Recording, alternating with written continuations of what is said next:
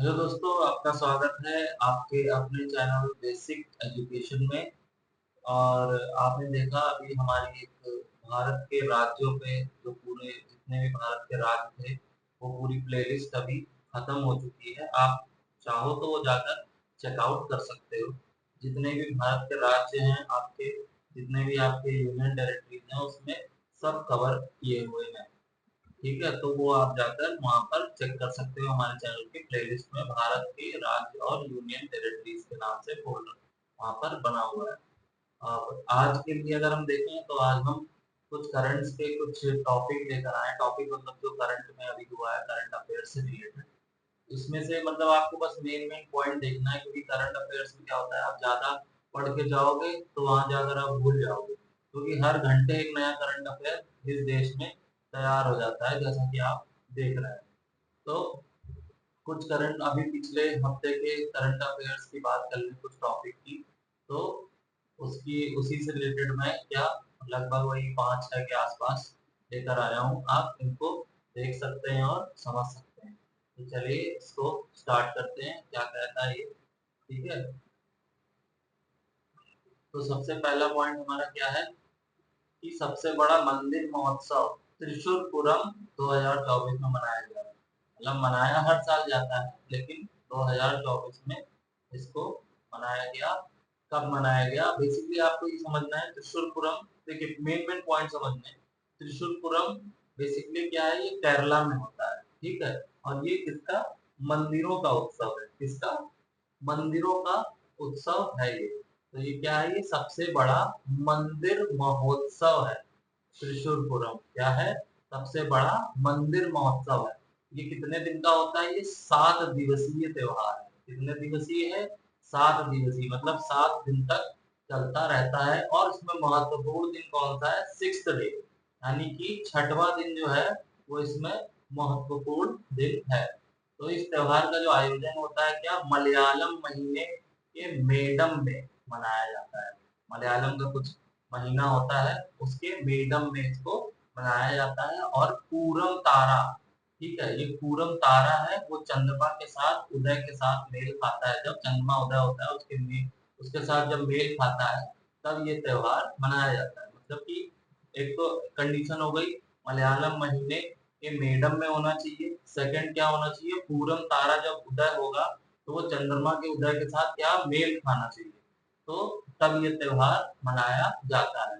तो इस साल जो त्रिशूलपुरम है वो 20 अप्रैल को पड़ रहा है। मतलब 20 अप्रैल से आप आगे काउंट कर लीजिए, जो अभी 20 अप्रैल निकला है तब से स्टार्ट होकर ये आगे 7 दिन तक 27 अप्रैल तक पूरा चलेगा। और सब 26 अप्रैल इसका क्या है, महत्वपूर्ण दिन है, छठवां दिन है ना। तो ये आपका क्या, करंट का है टॉपिक हो गया। देखिए मैंने एक इमेज भी लगाई है, ये हाथी हैं खूब सारे और ये पूरी पब्लिक है इधर, ये मंदिर है पीछे ये। ठीक है, ये क्या है, हमारा महोत्सव त्रिशूलपुरम। यहाँ पे काफी मेले लगते हैं, बहुत सारे आतिशबाजियाँ, बहुत मतलब जैसा नॉर्मली त्योहारों में होता है वहां पर, वैसे ही इसको क्या मनाया जाता है।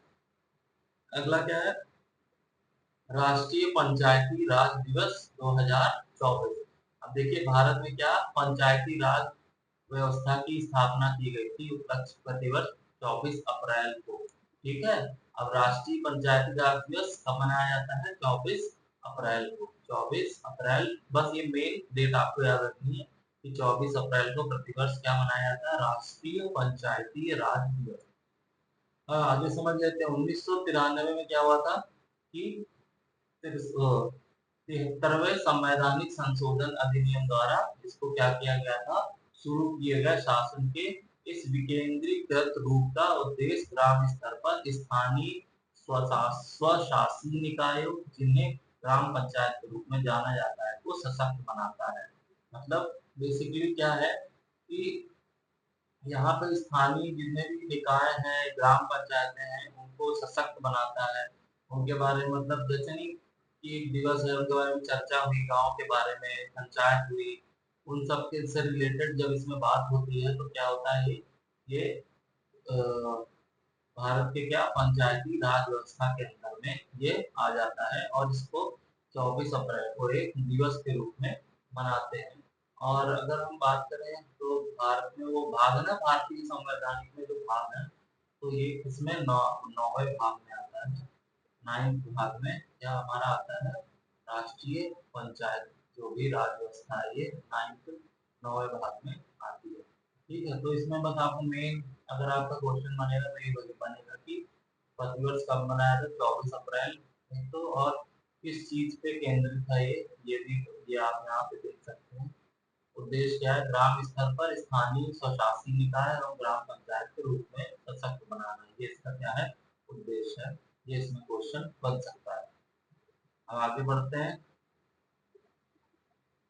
34वां सेंग खीलंग महोत्सव मेघालय के कहा, वहियाजेर में आयोजन। आप समझते हैं ये क्या है। ये बेसिकली खासो जो वहाँ की जनजाति है उन लोग का है। तो ये देखिए, ये जो उत्सव है ये किसका है, खासी स्वदेशी आस्था के अनुयायियों के लिए एक श्रद्धेय कार्यक्रम है। क्या है, श्रद्धेय कार्यक्रम है। हाल ही में मेघालय के वाहियात में संपन्न हुआ है। कहाँ पर, वाहियाजेर में संपन्न हुआ है। कब संपन्न हुआ है, 19 अप्रैल 2024।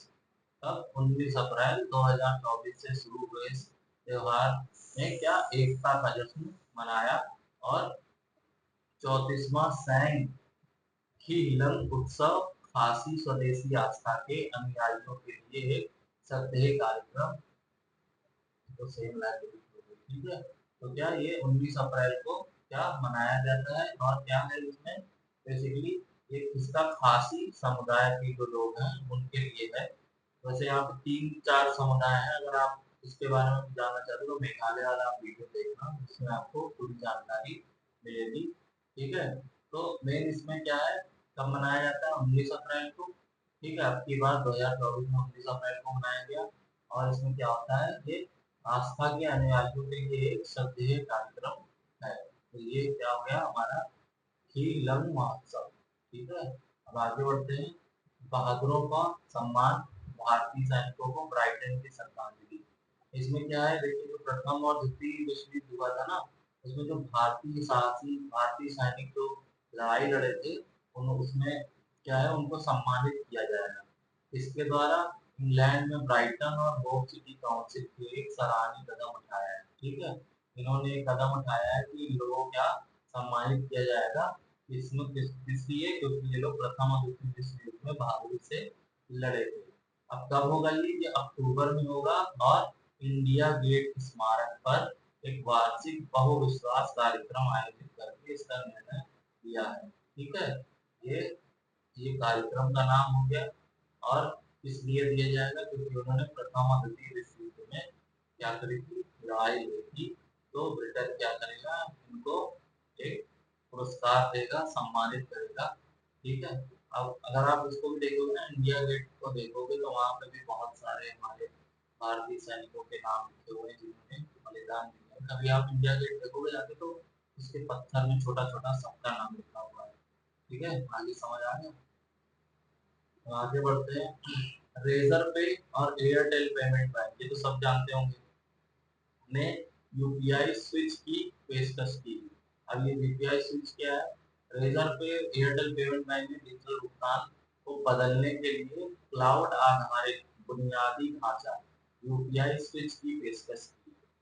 अब ये आप क्या समझोगे, यूपीआई स्विच, देखिए रेजर पे अनावरण किया है, जो क्या है, डिजिटल भुगतान के परिदृश्य में क्रांति लाने के लिए डिजाइन किया है। क्या है ये, आधुनिक क्लाउड आधारित बुनियादी ढांचा।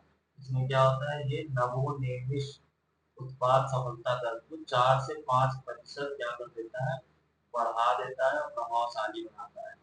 यानी कि 10,000 लेन देन पर सेकेंड को संभालने का वादा करता है। ठीक है, मतलब बेसिकली देखा जाए तो उसने ऐसा कोई सिस्टम कर दिया है इसमें कि आप 10,000 का लेन देन प्रति सेकंड कर सकते हो। जो उसकी स्पीड है, मतलब ये उसकी स्पीड इतनी बढ़ गई, कितनी, 4 से 5%।